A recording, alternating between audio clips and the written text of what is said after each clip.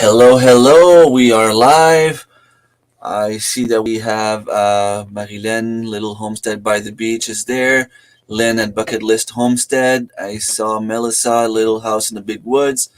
Luis Mastro Mateo is here as well. Welcome to the chat, guys. Hopefully, some more people will join. And I have with me a very interesting guest, Sean in Alaska. And I say interesting because Alaska is somewhat a mythic place in our lives. When we hear about Alaska, it always has that little something special. So I'm gonna let you introduce yourself. Hi, folks. My name is Sean in Alaska, and I live on the Kenai Peninsula in the 49th state of the United States. And size-wise, basically, if Alaska were to split into two, Texas would be the third largest state. Hi, Leslie. Happy Easter. Cool.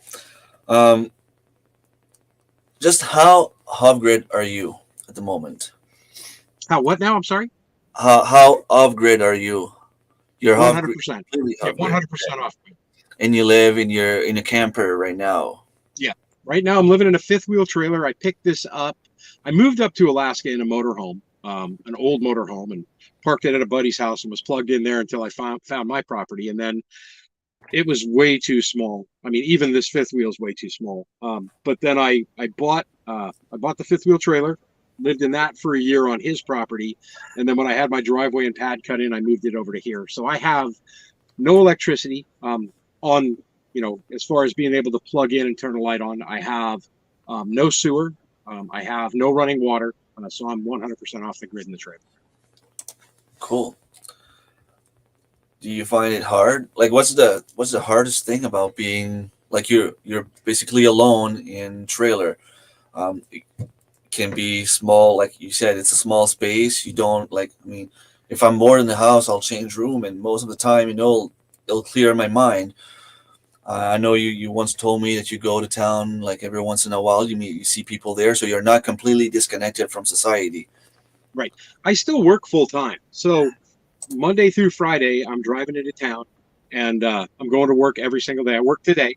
I work 8 hours a day, so 40 hours a week. Uh, I guess probably the most difficult thing about going off grid is what a lot of people wouldn't expect. So if you're going to live off grid, most people would say, "Man, I couldn't living without electricity would really be a hassle."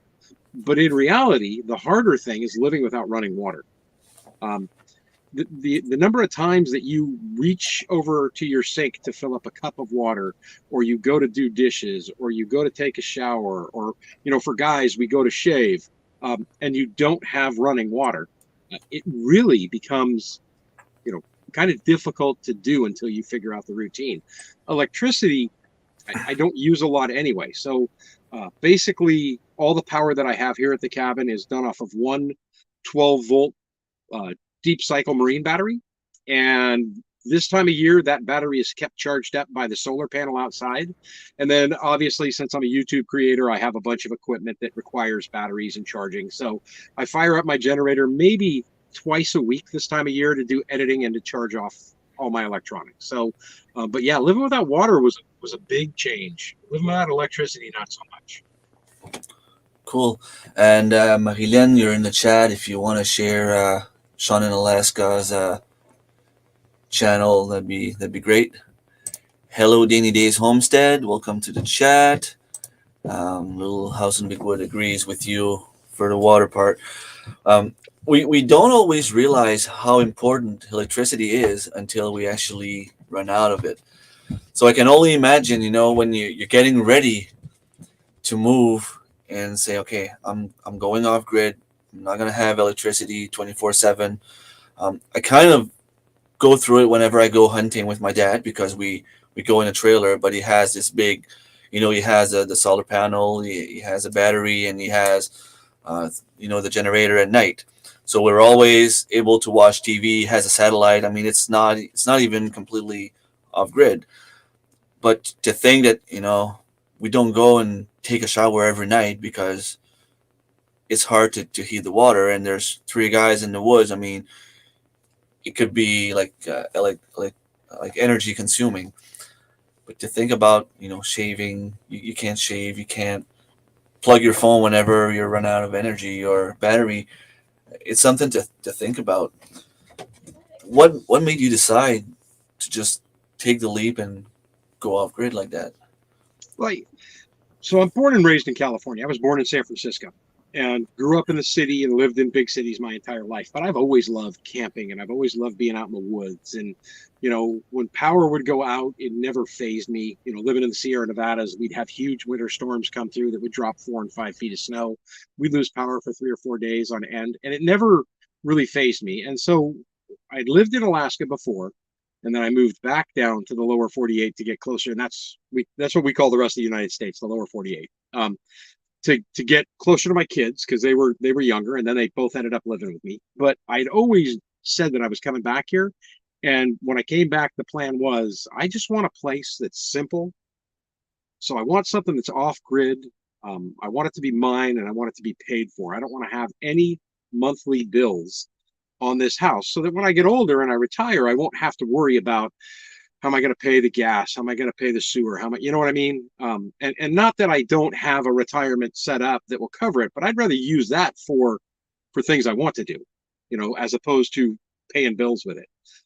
So I guess part of it was the romance of living off grid, I guess, and part of it was to see if I could actually do it. And after the first couple of nights, I said to myself, I'm done. I don't ever need to be in a house that I can walk over and flip on a light switch and run a million power tools and never have to worry about running out of electricity. I just enjoy this lifestyle so much more. Yeah, it makes sense. I try to just imagine sometimes what it would be like to be, off grid, even with the family. It would have its struggles for sure. I don't think the kids will ever want to do that, and I don't even think that my girlfriend will want to do that. But how did the family and friends react when you told them you were going off grid? Well, my kids just shook their head. I have two daughters, and they kind of, when I did it, so I've always gone through my life, and especially when I was raising my kids, saying, "You really want to try something? Then try it." I haul water in. Yeah, I have used snow, but I do haul water in Little House on in the big woods. But so my kids would say, "Hey, Dad, I want to do this," and I'd say, "Do it." And they go, "Well, it's not that easy, Dad." And I go, "Yeah, it is. It's that easy. If you want to do something, you just do it. You are either going to succeed or fail. But even if you fail, you can look back and say, I tried that." So they weren't, that surprised. My brothers thought I was insane. Matter of fact, I had a running bet that the motorhome that I got from my dad, and the deal was, "Kid, if you can get that stupid thing running, you can have it." And I had it running in 3 days and drove it over, worked on it, got it all cleaned up. And I do have some mechanical background as far as that goes. But they were taking bets amongst each other that I wouldn't even make it out of the state of California in that motorhome. And I drove it all the way up here and never looked back. And now they just laugh. They're like, "Dude, I can't believe you're really doing this." It must be fun. Like, it must be, you must have a feeling of self accomplishment by doing something like that. I do. And I think that's part of the reason why I made the decision to actually do it. Because I had dreamed about, ever since I was little, about building my own house or building a log cabin. And that was the original plans, was to build a log cabin here. But my trees aren't big enough. I could build a little bunkhouse, but the R factor, the insulation factor of a log this big is not going to be very high when you're at 30 below zero Fahrenheit. Yeah. And, we match Celsius and Fahrenheit match at around minus 40 degrees. Minus 40, 41 Fahrenheit is the same as minus 40, 41 Celsius. And we can get that cold here. So I've opted to go with the stick frame building, which will work as well. Thorhaven. A couple more people join. Frankie Lou, Darren, Honey Badger's Homestead, Ren's Homestead. If I miss anyone, I'm sorry. I will get to you a little bit later. Okay, hi Darren. People talking to each other. I can't even imagine the water situation. We had our well put fry once during a thunderstorm, and that was brutal enough. I just imagine, like, I'm still stuck on the electricity part. I mean, we we were out of power for about 2 days a couple of years back, and it was like, the kids were just like, man, pain in the you know. Well, okay, so I've been without power with kids in the house, right? Two teenage girls, no power for 3 or 4 days. And my nieces and nephews were over at the same time visiting, so they ended up. It was a St. Patrick's Day, I think, maybe in 2011 or 2012, and they were freaking out. What are we going to eat? And my daughters just looked at their cousin, or at their cousins, and said, "Don't worry, Dad's got this covered." And garlic bread on top of the wood stove, a big pot of pasta going on. You make it work, and then we can't watch any TV. Well, read a book, use your imagination, and my family reads a lot, so. For television, if I'm going to watch, like I'm going to watch YouTube, I'm going to do it like I'm doing right now on the phone. So this is all on the phone. I have a decent internet signal here, a decent connection for my cell phone. But most of the time, I'd rather just sit outside and read a book, sit next to the campfire and relax and listen to the noises around me and the wind blowing through the trees. So my electricity use is so minimal, it's ridiculous. Lighting, while I do have LED strip lights inside of here so that I can light it up in the winter, this time of the year, it's not a big deal. Sunrise is at, 5:45 a.m. now, and sunset is at 9:30 p.m. And our days are just going to get longer and longer going from this point forward. But during the winter, even, when it's quite a bit darker, rather than turn the light on, I'll just fire up a kerosene lamp. I mean, I've got one sitting right there. So, I guess it's all where you want to be and how you want to be and whether or not you can deal with it. Now, if I had little children, it would be a lot more difficult. And if I had young girls living with me, if my daughters were young and we were doing this together, it'd be a lot more difficult because let's be honest, right? Guys don't require the maintenance that women do. And young women, as they're getting older, my daughters, 3 showers a day, and they would go nuts here. They would be like, what do you mean what do you mean we're out of towels, Dad? What do you mean we're not going to the laundromat today? Yeah, I can only imagine. Yeah. 3 showers a day. Wow. Yeah. So Lynn's saying that she just recently paid off her Jeep, and must be a feeling, like an amazing feeling to have no mortgage. Do you own the property totally paid off, or 100%? I bought it from a guy. We came to a deal. I paid him $250 a month on the property, and then because I was going to do an extra year in the trailer last year with the lumber prices, I didn't try to build because it was just going to be too much. I just dumped extra money into that payment until I paid the whole property off. So I've got an acre and a half that's 100% mine. I don't owe anything on it other than taxes every year, and my taxes are pretty small right now. They'll go up when I build the structure on here. Or when they actually know somebody's improved it and is living on here, but I'm not volunteering that information. So no? So if someone's listening from government, just close your ears for now. yeah. I live in Ninilchik. If you're listening from the borough of the Kenai borough, I live in Ninilchik. Lewis is saying, just don't use a yellow snow, whatever you do. Exactly, right? Little Frank Zappa reference right there. It must feel freeing too. I agree with Lynn. Like, to be, like, you go to work, the money you have in your pocket is for you. Like, you don't, I'm pretty sure your truck is probably, if not paid for, probably about to be paid for. Right. I mean, you probably don't have student loans dragging you down. If you don't have a mortgage, you don't have your truck to pay. Your paycheck is, for food, gas, and whatever else you want to do with it, basically. If you need equipment. I do have debt. I was 100% debt free when I moved up here, but that was pretty much by the choice of others because I'd gone through a divorce and had some financial difficulties in California until I finally got things squared away. But it wasn't until I got back to Alaska that I rebuilt my credit to the point where I could go out and get credit cards and all that again. So I have credit cards.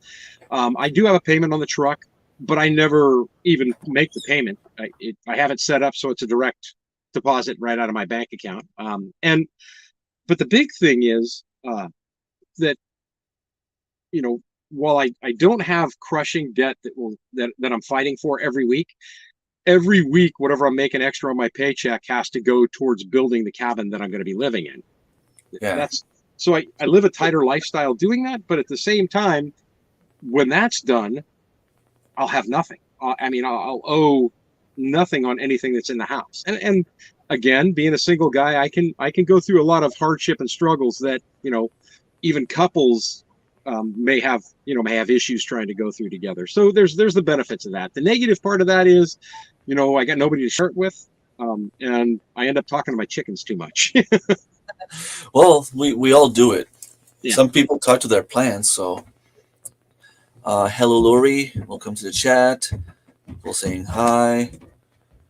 Can totally go with TV as long as I have my crochet and books. I am good. Yeah, if you find a hobby that doesn't require power, like I like to garden, but I still need power because at this time of year everything is under a grow light. But then it could probably go under like on a battery or something. Yeah, it could, but then there's expenses to doing it that way as well.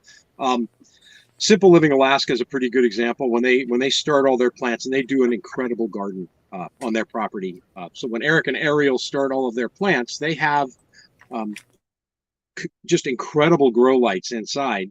But because they do it that way, they have to run their generator more often. And they've made no secret about the fact that they do have to run the generator when they're starting plants. I've opted to go the other route and use as much natural sunlight as I can and see where that works. But eventually, when the cabin's built and I push more on the gardening end of what I'm doing and try to get more self-sufficient with my food, I'm going to probably end up going that route as well. So I'll build a greenhouse. I'll have to, work with lights when I'm starting plants and everything else. But right now it's pretty darn simple. Cool. It's very interesting.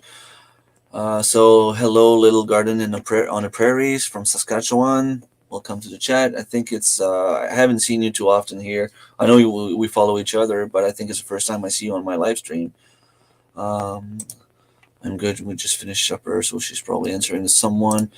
Some guys do require as much as women. Some ladies can hold their own. True. I probably require more than my girlfriend actually. So Of my two daughters, they're like night and day. My oldest daughter is very, I don't like the cold and I want all the conveniences. And my youngest daughter was like, I'd call her up from work when I was living in California and I'd say, hey, get everything ready. As soon as I get home, I'm picking you up and we're going to the high country, and she'd be all great. And I'd show up and she'd have everything loaded up, ice chest filled up, ready to go with food from the freezer and the refrigerator, her fishing pole. And she'd say, how long are we staying? And I go, until I got to go back to work. Okay, let's go. But the oldest one, no, Dad, I'll go out for a day or two, but I'm not staying that long. I always like the fact that whenever you come back from work, you have a crazy day or a crazy week. Your mind is going crazy. You just want to disconnect from the whole world. You can go for a camping trip. I'll do it for a weekend, for a week. It has like a feeling of refreshing, kind of. You cool off everything. This team goes out. Does it feel the same way when you're doing it over and over again? Do you go home, relax after work? Do you wake up in the morning with the same feeling you did when you went camping for a few days at a time? Yeah, I kind of equate that with a reset, right? Your mind, your body just kind of resets. You get away from. When I lived in the city in California, I would do the same thing. I'd be like, I have to just get away from people, and do, you get out, you go for a couple of days, it changes your outlook and everything. I would say that since I've moved onto the property, not necessarily when I was staying over at my buddy's house, but since I've moved onto the property, every day I feel that reset, getting more centered and centered and centered. Hey, Declan, me personally, it's just been 100% beneficial to me because I was not always a happy guy. I was not always a calm, patient individual. I've worked in corporate retail for many, many years, pretty cutthroat businesses. I've owned my own businesses, and I am just a 100% happier human being and a lot more centered in my life and my focus now than I've ever been. And I just find myself every day at work saying, how much longer until I can get home? I don't want to, I'm not interested in going on the big vacations anymore. I just want to be home. It's awesome. It's a great feeling. Yeah, I know what you mean because people talk about going to Mexico or Punta Cana or whatever. They want to go down south and rest in front of the sun and on the beach, and hear the waves. And I just want to go in the woods. I just want to get out of. And it's funny because I'm usually a very, very social person. Like I can go in a party, I'll talk a little bit to everyone there before I leave. I tend to try to be friends with everyone. But then, with everything happened in the last 2 years, not being able to go out as much, I thought that it was gonna hurt me or damage me somehow. But I find myself kind of liking this new way of doing things. Where I get home, I take care of my own things. I love doing the YouTube thing. I love being on videos, on live streams. Um, I don't go play PlayStation with my friends anymore. I actually decided to retire from softball competition this year. I want to get involved 100% in my garden because I want my kids to eat better food. And even if it's not 100%, like I'm not off grid, and I'm hoping that one day I can be. But like I said, my girlfriend probably doesn't have the same dream I have. But just to get outside in the garden, I get that disconnection for a little while. I know what you mean, and I can only imagine doing it full time. It must be amazing. It is. It's just crazy.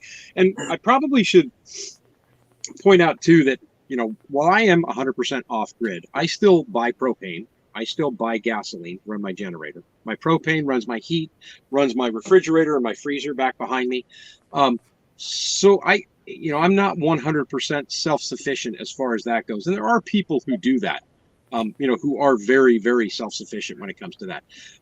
But I think there's degrees of it, and it's all off grid. To me, off grid just means that I don't write a check to a utility company. I don't have a line running onto my property. But you could be 100% off grid and still have every modern convenience that everybody else has.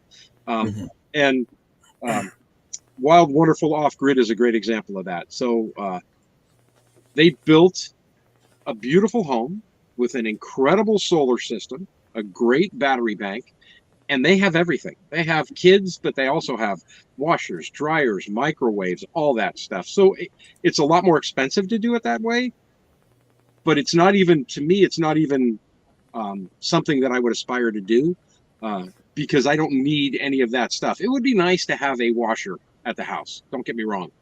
But it's also very nice to take all of my clothes for the week and do all of my laundry in the time it takes to do one load of laundry at the laundromat. And then I don't deal with where that water's going, how I'm going to power that dryer. I don't have to deal with any of that. I just take it in, get it done, boom. Maybe do some shopping, maybe go for a drive after I'm done, go out and chase moose and caribou and bear and that kind of stuff in the car or with the camera. I love it. Yeah, I guess. I mean, we all dream of that life. I think, as long as you don't hear the birds answering, you should be okay. They answer me, I'm in trouble. Marilyn, I think that Sean told me that he's not going live on Sunday. Put it on his community tab. Yeah, Sunday. I'm not going to go live this Sunday, mainly because it's Easter Sunday. Spend it with your families, have a good time. I'm probably going to get out in the woods myself and do a little bit of hiking. But I thought this weekend, let everybody do their family thing. I went live on Christmas Day because I'm alone, and I know there's a lot of other people that are alone, and that's a tough holiday for people that are alone sometimes. So I thought it'd be fun to go live and hang out with anybody who felt like they wanted to hang out with somebody. But Easter, go spend it with your family, do your thing. But yeah, I won't be live on Sunday. That's why I shared it on the community tab. But Declan and his family have been followers of mine for a long time. They're awesome, awesome people. Declan, Lorelei, Piper, those are the kids, and then their mom Jolie just supported me since day one with this. Nice, cool. No such thing as talking to your chickens too much. Yeah, I guess. Darren talks to himself. The problem is he doesn't always like the answers. Yeah, I know. Well, then, And then when you argue with yourself, Darren, it's just embarrassing, right? And then you lose the argument with yourself. You're like, man, I'm not arguing with that guy again. and then the truth tour. Hello, Caitlin's Family Farmstead. Welcome to the chat. Don't forget the thumbs up. Thank you, Marilyn. I see 17 people in here, only 13 thumbs up. Um, I don't want to force anyone, but please, it helps the channel so much. Hello, Cajun Hydroponics. Welcome to the chat. Okay, let me go faster. Here from North Texas, Deborah Starling, probably one Hi, of Deborah. yours, one of your followers. Thank you for being here. I can count on one hand how many places I actually want to travel to. I love being home. Yeah, there's no place like home, really, I guess. Especially when your home is your dream home, right? Right, right. And I have traveled. I mean, I've been pretty much all over the Western United States. But in 2019, my youngest brother and I went to Ireland, and we're the first male members of my family to go back to Ireland since they moved to the United States from there. So it was something I'd always wanted to do.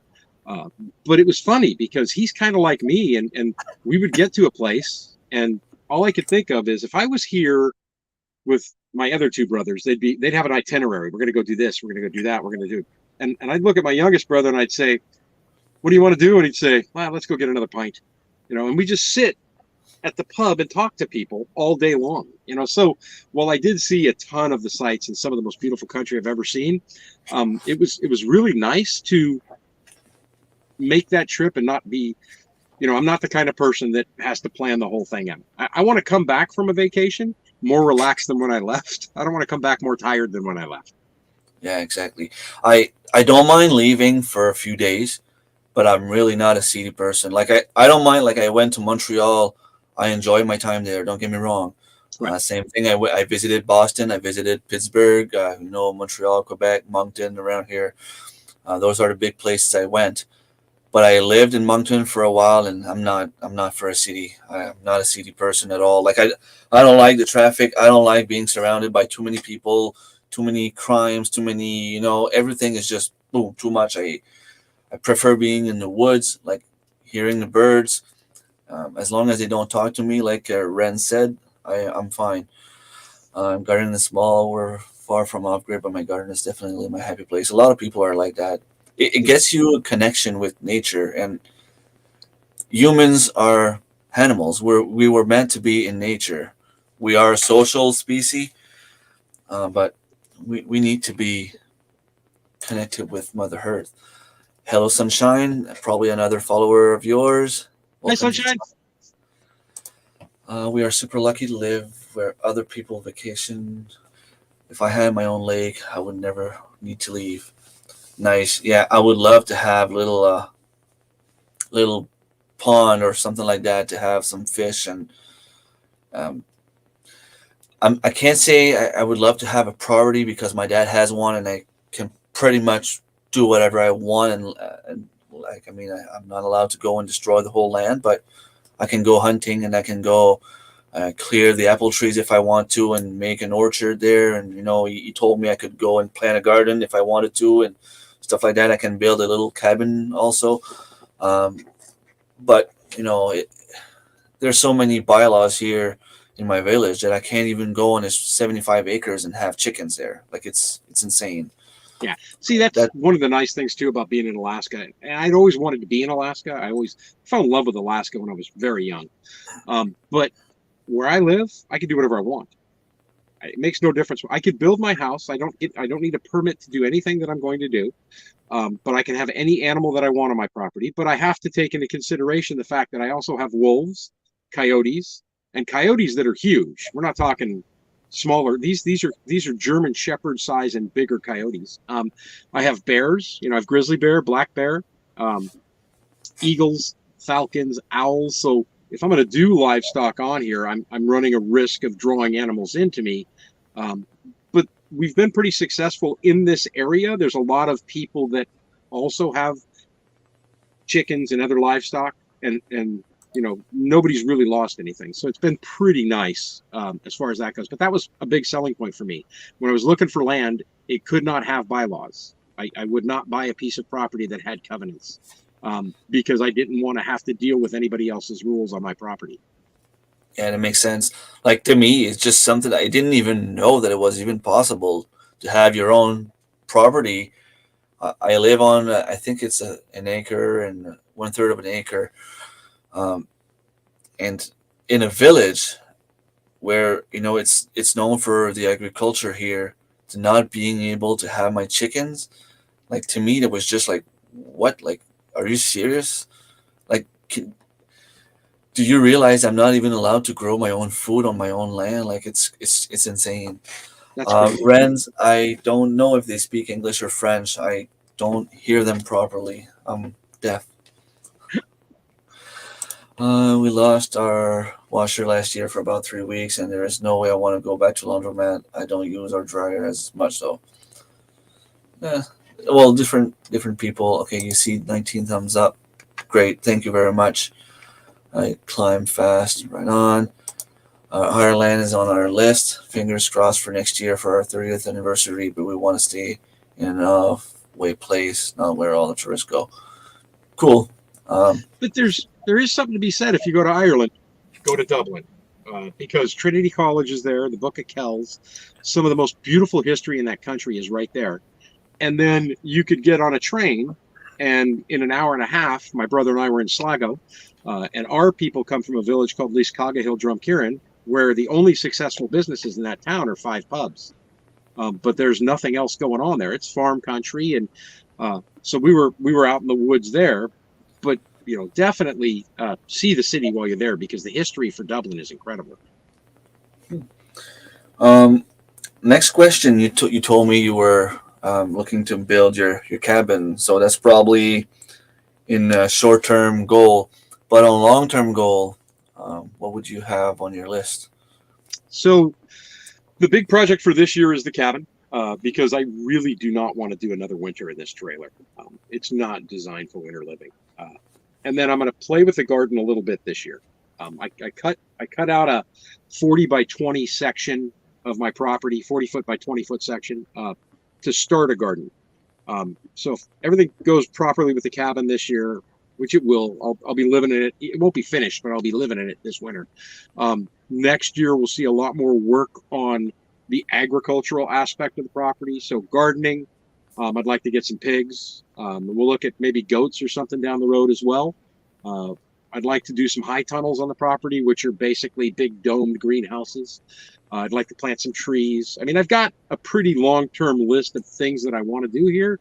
It's just going to be getting the first one done before I get to the next one. Trying not to do too many things at one time. That's probably my one guilty pleasure is that I try to do 10 projects at once, and then you're lucky if you finish one of them, right? Yeah, well, I think we all have that problem.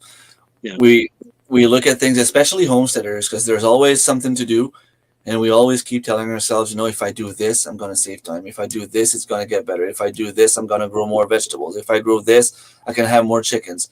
And then you try to start one thing, and the year is done, and none of those things is completed. And then you feel like a failure at the end of the year. Yep. I have been to Dublin, Texas, though. Dublin, Texas, huh? Makes me angry. Yeah. What I hate the most is they complain about my chickens. Nobody knows that I have chickens. The person who filed a complaint against me bought eggs from me the year before. They're in my garage. Nobody sees them. Okay, I had a rooster at some point. I still have one that's crowing in the morning, and I'm gonna butcher him if I have to. I have a plan B though. I'm gonna move all my animals on my friend's property, not too far from here. It's only 4 minutes drive away, so that's gonna be awesome. And he wants to farm also, and we have a deal in place, and it's gonna be awesome. But my house is still for sale. I mean, I can't imagine spending the rest of my life on a property where I have neighbors, spying on me and filing complaint against me because I have chickens. I'm trying to feed my family. I guess what threw them off is that I had 2 pigs. But I mean, come talk to me. Come tell me what the issue is. I'm gonna help you fix it. I'm gonna find a solution. And if I can't have pigs, well, I won't have any more pigs next year. But let me finish my season. Let me put the meat in the freezer. But I had to get rid of the 2 pigs, and I literally lost about $10,000 with that complaint. I Yeah. purchased a plucker. I purchased a couple of, you know, shanties and stuff like that for to transform into chicken coops, um, all kind of stuff. And I mean, I raised 5 kids with one salary coming in. I was finally on the verge of being not completely self sufficient, but self sufficient enough that I didn't have to buy meat at the store anymore. Right. And at that point, I would have been fine. You know, if we didn't have 4 people's laundry to do to the laundromat, it wouldn't have been so bad. Yeah, imagine for 7. Yeah. Like it's always the washer and the dryer is always running full pin. I just remember when I was a kid and at times growing up when my mom may not have had a washing machine, you know, but dad was a merchant marine, so he was sailing, and we would go to the laundromat, and I just remember mom trying to corral 4 boys because we were all young boys, and 3 of us are 11 months apart, and I can't imagine how difficult that would have been. Now with my daughters, they're bookworms because ever since they were little, dad had a book in their hand and I read all the time. So I would basically con them and say, "Hey, you guys want to read?" And they'd say, "Yeah." And I go, "Get your books and go to the laundromat." You know, so they would just sit there the whole time with their books open, and they get mad if I tell them it's time to go. Wait, 5 more minutes, Dad. But yeah, you know, with a big family, it's a lot more difficult. Again, you know, another bonus of just being the one guy taking care of myself, and I have work clothes and I have clothes I wear around the property. You know, so it's not like I have a whole bunch that I do every week, like 2 or 3 Well, loads at the most. at least you wear clothes. Yeah. There's that. Uh, I see Darren there. I'm not so sure he'd be wearing clothes if he was alone in the woods. Darren? Just kidding. Just like to pick on you a little bit. Pushing forward all the time, looking back on older pictures and videos to see the progress. Yeah, and it's insane. I mean, I just look at the first video I made 2 years ago. I started off like so far back. It's insane. Every little thing you do, every day you take a step forward, and in the end, you can see the path you But went through. that's probably a that, that's probably a weakness though for us, right? That create videos because I know a lot of times I think to myself, man, I haven't accomplished what I set out to accomplish yet, and it's driving me crazy. But then I'll go back and I'll look at where I started in an older video and I'll go, holy smokes, I've done a lot more than I thought I did, you know? hmm To-do list is way too long. I think we all have the same issue. We always have projects on the go, and I mean, I had a couple of goals at the beginning of the season that I wanted to have for my YouTube channel and for my homestead. Um, I look at that list and I'm like, okay, I did a couple of those things already, and I'm at the beginning of the year. But then I look at the other things and I'm like, okay, well, I really have time to do all those things. Like, eesh, it's gonna be tight, especially having a long winter like we have. I mean, last year this time of year, I would have had my barn dragged to my friend's property by now, but it's still under like 2 feet of snow right now. Like I can't even get to it. Right. That's insane.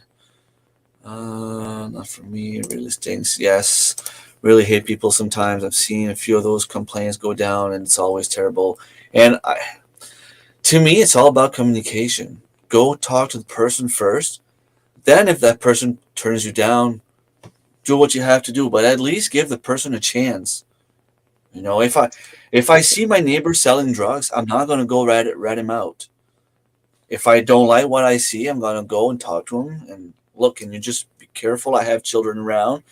Then, if things don't change, well, you know, you do what you have to do. But But so many people too thrive on I'm going to get that person, or I don't believe how that person's living is the right way, so I'm going to go report that. And that's another reason for being where I'm at. I don't have that here at all. You know, yeah, basically everybody ignores everybody unless somebody needs help.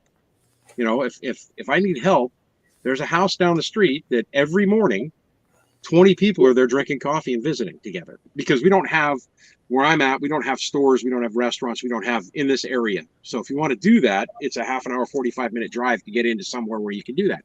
So they go to one house. So if I show up at that house to have coffee and everybody says, how's it going? And I say, great. Hey, you know, Jim, don't you, are you using your loader this weekend? You want to make an extra couple of $100? You want to come on by and do some work for me? Sure, I'll be there. What time? Saturday, Friday, when? You know what I mean? So it's more of a community than it is they're individuals, but they get together when somebody needs help, which is what I love.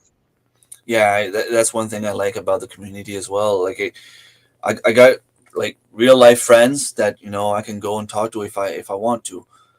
But I made incredible friendship on YouTube as well. I have some friends right here in the chat right now that I don't have their phone numbers, but I can send them a message and you know I kind of lost my train of thoughts there, but I can send them a message and say, hey, do you have a second? I have a few questions about this, or I have concerns about that, and I know they'll be there to listen to me. It's so much fun. Like we've been helping each other so much since the beginning. It's amazing. Like Darren, a little homestead by the beach, Ren's homestead, bucket list homestead. I talk to a lot of people every day, like on a daily basis, and it's so much fun. Like I love that aspect of, well, social media are not always a good thing, but for that purpose, I love it. I love that we can just go sit here. You're at the other end of the continent, and we get to talk face to face. So this is Yeah, amazing. it's super cool. It's super cool. Hi, Uh, Elizabeth. Hello, Elizabeth. Thank you so much. I see that you subbed to my channel. Thank you very much. Hopefully, you won't find me too annoying. Just so you know, I speak, my main language is French. I try my best to speak fluidly in English. I think I'm not so bad, but sometimes I search for my words and I might have a little different accent than what you're used to. So I grew up in Yukon. I miss a lot about it, but I have a hard time saying goodbye to our growing zone 4A. That must be amazing in zone 4. What growing zone are you in, Sean? Is it 3? Kind of 3A, 3B here.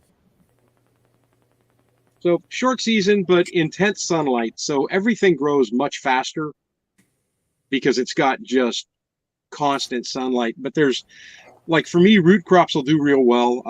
I just started some onion seeds last week, so I'm gonna try my hand at 3 varieties of long day onions. I've never grown them before, but I did a quick little raised bed on the property last year, and mixed my soil for it. I didn't use much of the native soil yet, and so I just basically mixed my peat moss and some topsoil and stuff together, and then on a 7 pound plant, I ended up with 7 pounds worth of potatoes. I ended up with 27 pounds harvested, which was good because there was a chicken incident where they decided to take all the tops off the Oof. potatoes before Sean thought about wiring them in, so they couldn't get it. So live and learn. But root crops do real well here. Berries do real well here.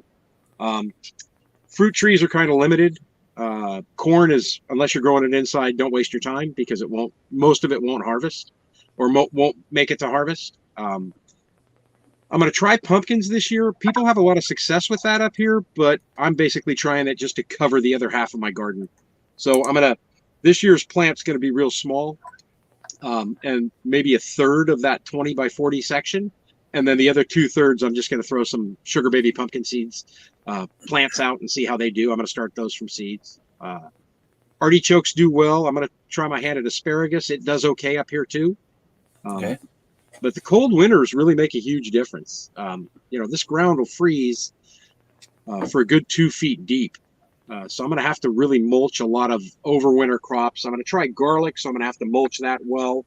I might try onions with mulch as well. It's going to be a learning experience. But the nice thing is, and I found this in California too, so I have to imagine that most of the states that have an agricultural background or want one have what they call an agricultural extension associated with the state university system. So we have a huge farming campus in Fairbanks, but they have chapters throughout, and Fairbanks is the interior where it gets brutally cold.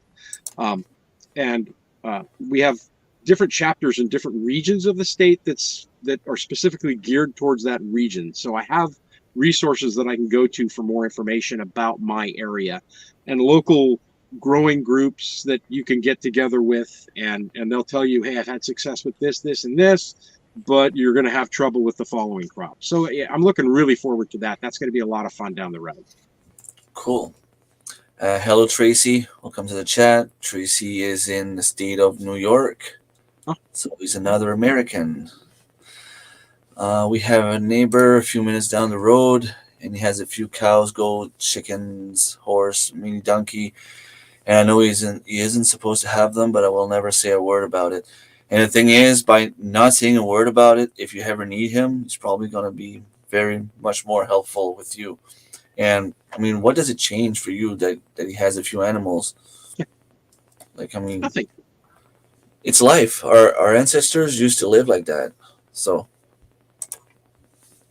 exactly, it's not bothering anyone. He's raising food for his family. So Tracy, you got your pigs today. I saw he had a video. No, he didn't have the video. He was supposed to go live last night and send him a message asking if he was still going live, and he said that he had the pigs coming in today and he had to fix the pig pen.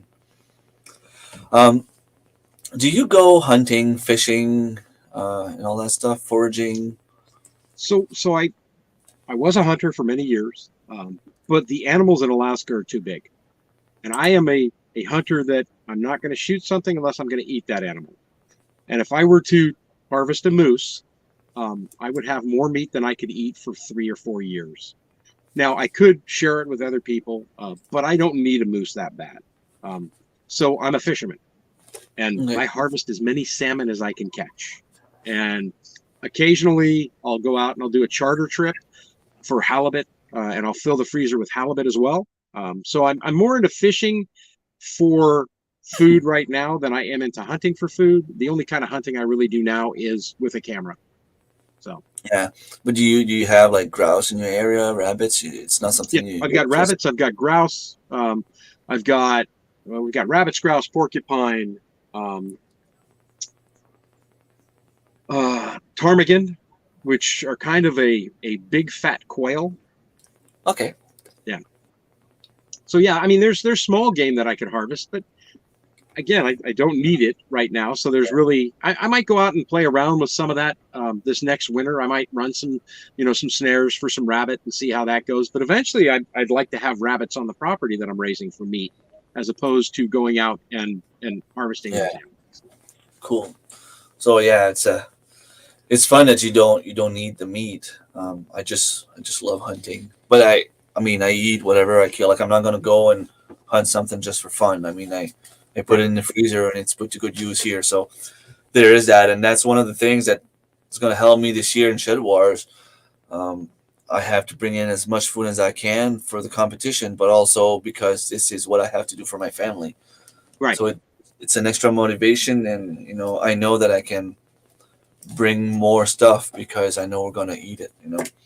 Right. The last question I had on my list here, and if anyone in the chat has any questions for Sean, don't hesitate. Um, we watch all kind of TV shows, The Last Alaskan, Alaska, Last Frontier, Alaskan Bush People. I mean, those are all shows that I've followed from the beginning, and I'm still waiting for Mountain Man to get out because there's a couple of people in there that are in Alaska also. I watch Simple Living Alaska as well. The how can I say the question? The way that we from the outside, the way that we feel about Alaska, is it real? No. No. And that's the easy answer. So when you watch reality television, which that is, the only show that I've seen, two shows that I've seen that are legitimately how people are living in Alaska would be The Last Alaskans, where they're literally living out in the middle of nowhere and trapping and doing that kind of stuff. And then in Mountain Man, uh, there's one guy that was flying, I forget his name now, but he flew a yellow plane and he would fly back Marty. to his, yeah, fly back to his area and he'd trap during the winter and then he'd fly his furs in. I actually knew him, and Okay, that's cool. real. He really did that every year.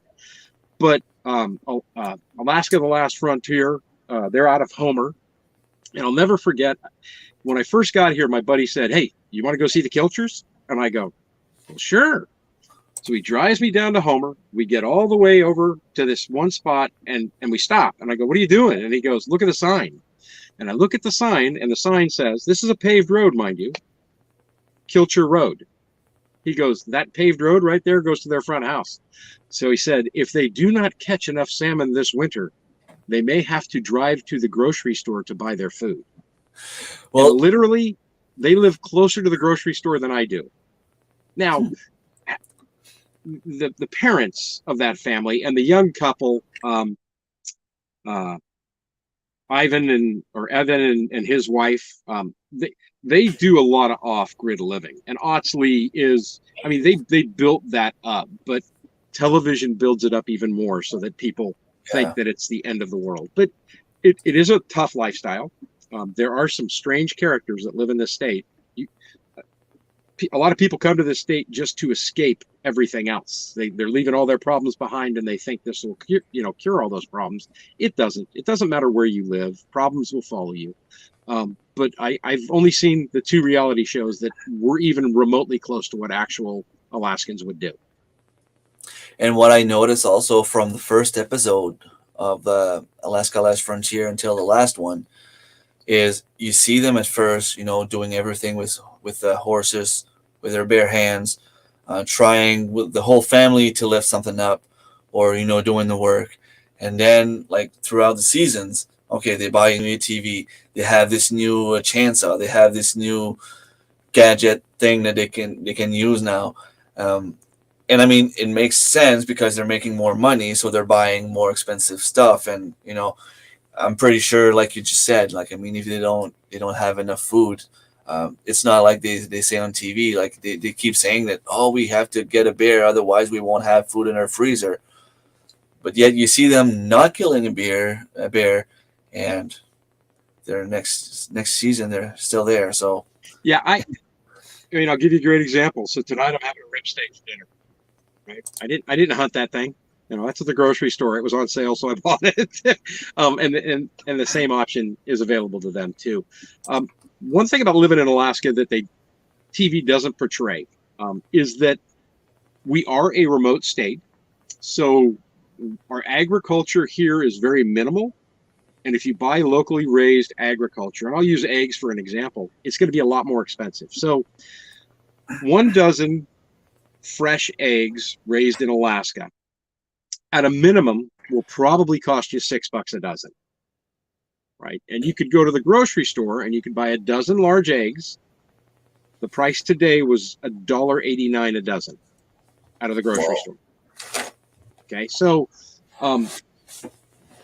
food that's grown in the state is much more expensive because of everything you have to do to get it to market here. Most of our groceries, everything that we have in the state, comes up here usually on a barge, number 1, and then driven by truck through Canada, number 2.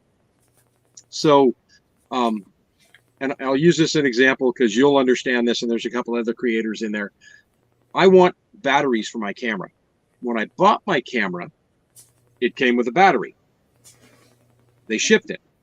But when I go on Amazon to buy new batteries, they won't ship them to Alaska because they're batteries. They're lithium ion phosphate batteries. They won't ship those to Alaska because you can't ship the batteries, but they shipped it with the camera. So to get it here, I have to order it, ship it to my daughter's house. My daughter takes it out of the box, puts it in another box, and ships it to me.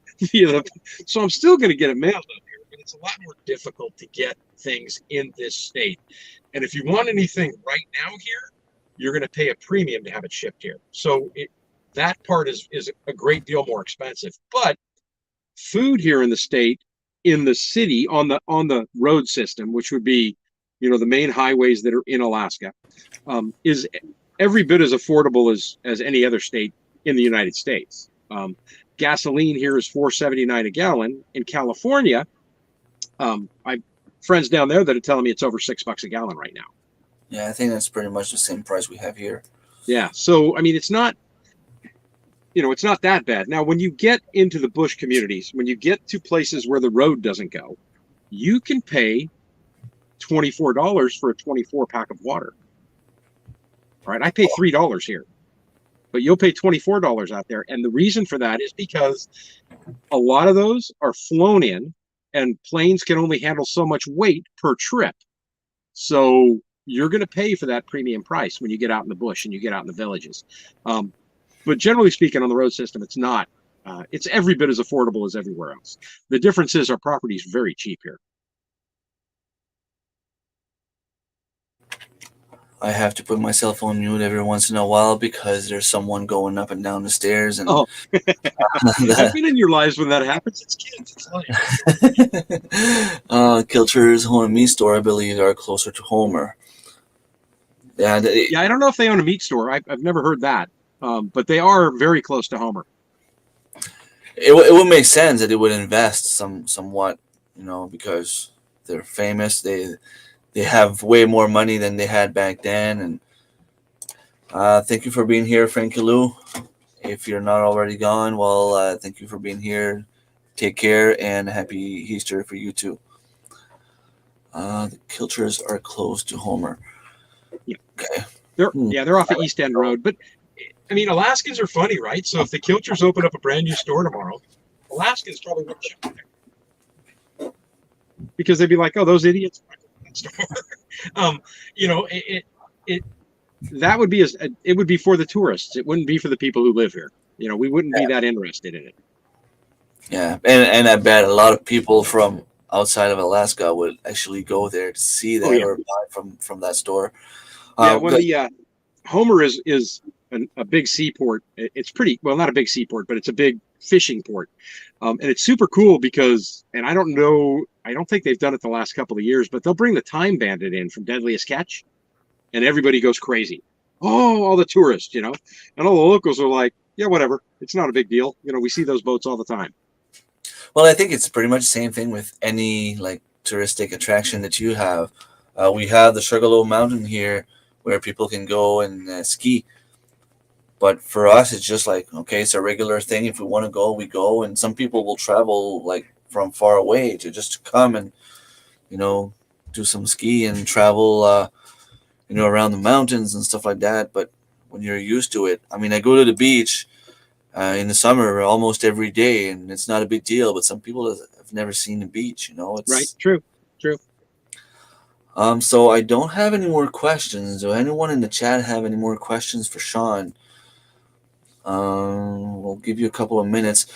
Are the moose like I know I've watched your video this morning where you go, you go to work and you see a lot of moose daily. If you wanted to go hunting, are they like abundant enough that you could go out and get a moose almost guaranteed? Or Oh yeah, yeah, yeah, it is. It yeah. is. It'd be super super easy. It would be. Well, I should say yes and no. So it seems like somebody tells the moose when hunting season opens because they all disappear for that period of time. You can't see any except for the occasional cow, but you won't see any bulls at all. But yeah, I mean, if push came to shove and I needed meat, it would be very simple to fill a freezer. Very simple. And how long are the hunting seasons in Alaska? I don't even know. I haven't even looked. I haven't even looked at getting a hunting license since I've been out here. I thought about it right when I got here. I just get the fishing license, and I get the fishing license. I get the king stamp because you have to have a special stamp for king salmon, and I get the dip net permit, and that's a different kind of fishing. That's where you literally walk into the water with a net, and the fish swims into your net, and you just walk back because we have so many salmon. There's that many fish here. Yeah, Eric and Ariel did that a couple of months ago. That's insane because here we have Atlantic salmon, and there's not even enough. We can't even keep it. We have brook trout. If they get 6, 7, 8 inches, that's all we get. I know more like south of the province they have bigger fish, but here if I want to get fish for the freezer, the only one I can get is mostly striped bass, which is a pretty good fish, but you need bait. You need to go fish some mackerel before you can even go get the bass. So Lynn is asking what the average house is selling for in Alaska. So I'm going to say they're not that expensive only because I came from California, and California is ridiculous. You could buy a beautiful home up here on a nice piece of property for about $350,000. Now, for a lot of people, that sounds expensive, but that same house in California would be $700,000. Yeah. Where I think Alaska excels is you could buy, a couple of acres up here for $10,000 and then build your own place on it. So I think that's where, the cost of living balances itself out, as opposed to, California. If you try to buy a couple acres of land in California, you're going to pay a couple of $100,000. So Cool. Simple Living Alaska. We're talking about hit moose program. They call you when there's a moose killed by a train or like a car or something like that. I think what happened to them is that there was a poacher or something that caught a moose illegally, and they seized the moose and they gave it away. So they ended up with half a moose, if I'm not mistaken. no, so the deal with that one was, at least the first one, um, there is a list that I can contact the state troopers department, and I can get on the list of what they call the moose kill program. Okay. On that one, it actually was a moose that was hit by a rail car, a train car. Okay. And they were on the list, and they'll call the list, and if you don't answer the phone, they call the next person, the next person, the next person. And when they get somebody, you have to go right then, grab that moose, process that moose right then. Again, I don't need that much meat. They had the two dogs themselves, so they could go through quite a bit of it, and they had a neighbor that they could split it with. But when you do that, you have to understand that when an animal is hit by a vehicle with a traumatic death like that of any kind, there's going to be a lot of bruising, and all of that meat is garbage. You can't use that meat for anything because the bruising causes a chemical reaction inside the animal that's just going to make that meat no good. But we do have those roadkill programs up here, and a lot of people will feed their families based on that, and it allows the state to make sure that animal didn't go to waste. Yeah, it's something that I wish we had here. I don't think there's that program anywhere in Canada, but I know for sure there's none in New Brunswick. I've heard people from the state of Maine where they hit deer and you can keep it after. Like it's if you are to kill the animal and you can get even if you only get a patty for a hamburger out of it, Right. it's better than nothing at all. You know what I mean? Like hello, Cosmic Cultivators and Rebel Caners. We were almost done. If you have any questions for Sean in Alaska, don't hesitate to ask questions in the chat. We're almost done here. That is cheaper than here. Yeah, my father-in-law came here a while back. Well, a couple of years ago. He used to work in Alberta, and he told me that a house like mine, which I purchased for $63,000 back in 2010, right now is for sale for $160,000. Um, in Alberta, it would be sold for about like $400,000 or $500,000. Yeah, it probably wouldn't be on the market very long either. Yeah. Yeah, the economy is good. People are willing to pay, and they have jobs right away, so they'll travel from anywhere, get any house. They only need a place to sleep. And even now, what they're starting to say is that people from like Ontario or Toronto, like people living in the big cities, they want to retire and they want to move in a more relaxed place. They want to retire and they want to have the easier life. So they're even going online to buy houses without even, visiting the house. And they're overpaying for houses. So I'm hoping that this happens to me as well. No luck, but every time my realtor calls me saying, "Hey, can we go visit tomorrow?" There's someone in the house that's sick, and we have to say no because we think that someone might be sick with COVID, or there's always something. So we can't get out of the house because they want us to leave the house when they come. Right. And if we have someone sick sleeping on a bed with a fever, we're not going to go out with a kid, sick. So people start joining now. I think I'm going to start going later at night on Friday nights because I always go from 8 to 10 and people always start coming at around 9:30. Oh, really? Yeah, Leslie Lindsay says that's a great program. Eastern Oregon has a hidden keep it. Nice. No worries, Cosmic Cultivators. I think I'm the one that goes too early. I'm going to have to start going a little bit later. Are you not worried about the Arctic's win while doing your chores in a kilt? The first kilt question. So I wear the kilt pretty exclusively. I don't wear the kilt when it's 25, 30 degrees below zero outside because it's not safe. I'm not dressed properly for it. I could wear a bunch of other things with it, but it would defeat the whole purpose of wearing the kilt. People already think I'm nuts for wearing the kilt. I would look like an idiot if I was wearing long johns and everything else underneath them. But I do wear that kilt at 10 below zero, even 20 below zero. If I'm going to do something, if I'm headed to town, everybody laughs because, I walk into places and they're like, they don't even bat an eye now. In the beginning, there was a lot of questions about it. But I always take safety into consideration before I do anything. I do live in an area where, um, for example, if I needed to call an ambulance, I could count on it probably being an hour to get to me and to the hospital from that point. So you put some thought into everything you do. When you live in Alaska, you make sure your vehicles are well maintained Mhm. because anything can happen on that drive to work. Even though it's only 16 miles from my front door to my front door of work, I've gone off in the ditch before, and so I make sure I've got blankets. I make sure I've got water. I make sure I have everything I need every day when I leave.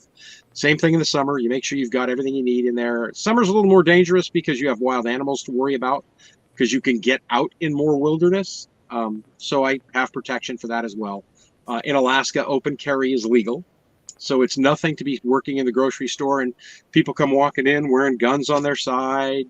They just don't walk in carrying rifles usually because you want your hands while you're shopping.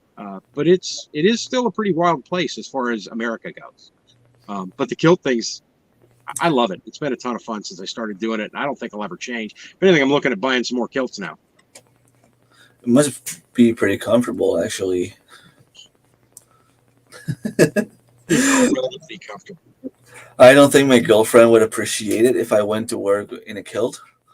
Uh, Hello, Michael. Welcome to the chat. Lynn is saying my sister hit a bear a few years ago and her husband was so happy. I've never had black bear. I guess the meat is good. I've heard it was pretty good, so I want to go and hunt in the fall in the spring. Thing here in New Brunswick now, we are allowed to buy a license for bear in the spring. If we don't harvest our bear, our license is still good for the fall season. And if Oh, we do nice, harvest one in the spring, we're allowed to go and buy a second one for the fall season. So nice. we could put two bears in the freezer. But I'm gonna do one, try it out. If I don't like the meat, I'm not gonna hunt it again. You know what I mean? Like, Yeah, I don't. and that makes sense. Yeah, Elizabeth saying that she loves the kilt. Nice. I love wearing it. I can't tell you. I cannot explain how comfortable it is. I mean, it is just you know, it is. I can do anything in that kilt that I can do in pants except stand on my head. So If there's not too much wind, I guess it's not that bad. I don't even notice it. I never No. get cold. I've never gotten cold from my waist to my ankles ever in my entire life. Right? If you get cold in your feet, you get cold in your hands, you get cold in your upper body. But I challenge anybody to tell me the last time they felt like they were cold from their waist to their ankles because that part of your body generally when you're outside is constantly moving and doing stuff. Uh, Marilyn saying I can just wait for Torhaven Farm to have one, and Elizabeth saying that she could probably rock it. Yeah, He could rock the I kilt. think so. I can see him with a kilt also. That'd be We'll funny to start see. like a group of kilted YouTubers. Yeah, that'd be funny. I'm just hoping that that never comes as a challenge though, because I don't have one. All right, so no more questions unless you have anything you want to say before we go. Nothing other than I just enjoyed the heck out of this. I jump into your lives whenever I can. They're always fun. They're always entertaining. And I've learned stuff by watching you guys doing your panel stuff. Hmm. And I just think that is super, super cool. I would say to anybody out there who thinks, how do how could I do something like this?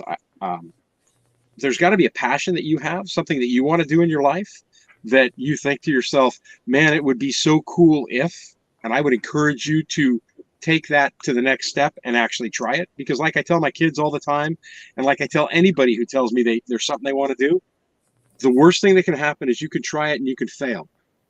But 80 years old, 85 years old, sitting on a couch somewhere thinking, I wish I would have done that or I wish I would have tried that, you'll never get that back. So Exactly. try it, fail or succeed. but give it a try anyway. And then you may find out, well, this is not something I wanted to do. Or it may take you down a different path where you think, wow, I headed this direction, but then I got pulled this direction, and I really like this over here. But I think people are stronger than they give themselves credit for, and challenges make us all stronger. Totally agreed with that. And even like you can try something that you think you want to do, you end up not liking it, and the worst that's going to happen is you go back to the way things were before. Right. So Red saying just use a tablecloth. Yeah, I doubt that it would work as well. Just you were talking about the roundtable discussion. The next Friday is on my live stream. I'm gonna have Torhaven Farm. Darren's gonna be here. Chris from Hickory Croft Farm, and I'm gonna have Mike from Me and New Acres. And on the 22nd of April, it's Hearth Day. So we're gonna be talking subjects about what homesteaders can do for planet Earth, Mother Earth. So it should be very interesting, and I'm hoping that everyone here tonight had fun, and I'm hoping that you're gonna get back here next few live streams. I agree. I've never regretted jumping into something, but I've regretted. Yeah, exactly. Exactly. You don't Yeah. do something. I mean, if you want to evolve, you have to do different things because you're not gonna get better by doing the same mistakes over and over, or your life's not going to get more interesting if you keep doing the same boring stuff. Let's put it this way. All right. So no more questions. We're going to call it a night. Thank you so much, Sean, for being here. It was very interesting. I mean, we all dream about Alaska, and it's fun to have a point of view of someone actually living the dream. Take care, everyone. Happy Resurrection Day. Happy Easter, everyone. Take care.